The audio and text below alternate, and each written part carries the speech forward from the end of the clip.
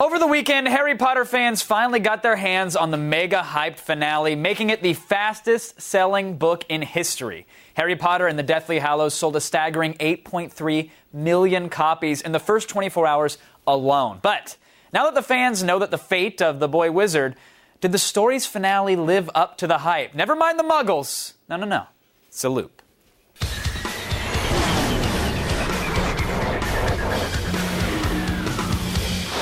My guest tonight, joining us from New York, marketer for the Geek Factory, Peter Shankman is here, and writer for Time Magazine, Lev Grossman. Welcome to The Loop, everybody. And just so the audience knows, today's Loop will have Potter spoilers. So if you don't want to hear them, mute the TV, but don't change the channel, because then I'll go hungry and won't be able to afford $40 haircuts.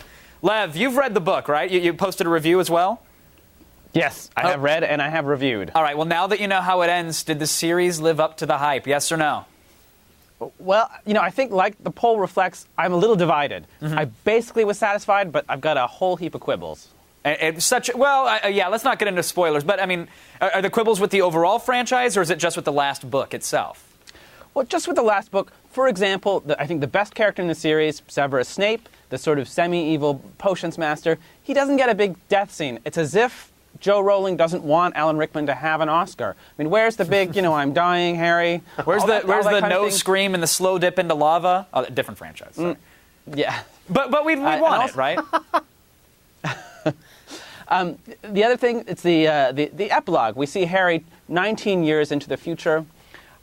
He's like a suburban house husband. He's not an Auror. He's not a big wizard warrior. He's just dropping his kids off at school.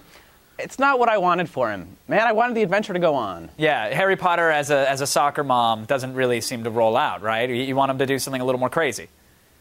Killing bad guys or running Hogwarts, give me something. Instead, he's just packing lunchboxes. Oh. Peter, what role has great marketing and hype played into the billions that this franchise has made? I mean, is that to blame or to praise for its success?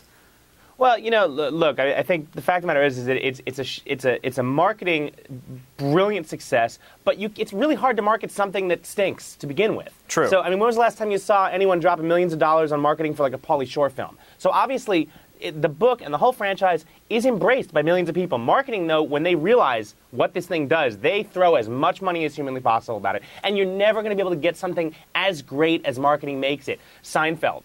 The last episode of The Sopranos. The XFL, if you will. I kind of wanted Harry to be there while, a song from Journey played in the background, as he touches the scar. No, I do want to jump in for a second and say, I don't think that Harry Potter really gets marketed, does he? I mean, you never see an ad for the book or a billboard for the book. Isn't this kind of an organic, authentic fan phenomenon? But the problem with organic, authentic fan phenomenons is that in itself turns marketers, but in general, are snakes. They slither to whatever is working in the world, and that right now is Harry Potter. There's a theme park. I heard yesterday on CNN that there were 5 tours. You could take one of 5 tours because one tour of a Harry Potter themed tour isn't enough. There are 5 of them with 1, 2, 3, or 4 weeks of Harry Potter themed tours in Europe right now. Those are just the parasites. I mean, they're sort of running along for the ride. But I think the franchise itself, you can't chalk it up to hype. I guess that's what I want to stress. It's a real thing, and the fans. Okay, so hype aside, I know you were overall kind of mixed about how everything played out, but I saw massive lines on Friday night, and I really wondered, are the books really that good? Or at this point, is it like, that last season of Lost, where I almost sort of watched because I felt that I belonged to something and I had to? How much of that was going on? Hype begets hype, okay? If it wasn't hype, there wouldn't be lines at midnight that they would sell them at 9 a.m. like they sell every other book in the world. They said, oh, wait, if we sell it at midnight, we'll get all the camera crews out to film the millions of people online wearing their little costumes and scars and wizard stuff. Lev, how do you respond to that?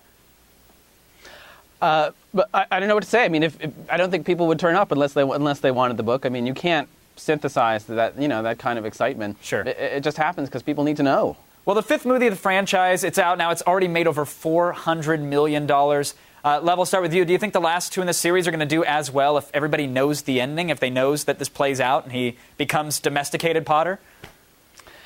Yeah, I think they will. I mean, the Hogwarts Express, you can't stop it. New kids are picking up the books. People are rereading them. This is just going to build. I mean, we think this is big. It hasn't even peaked yet. Peter, what do you think? J.K. Rowling said that she's got another book in her. It's coming out. Are people going to pick it up if it isn't wizard-related? Well, I mean, it depends. People really had high hopes for Joey.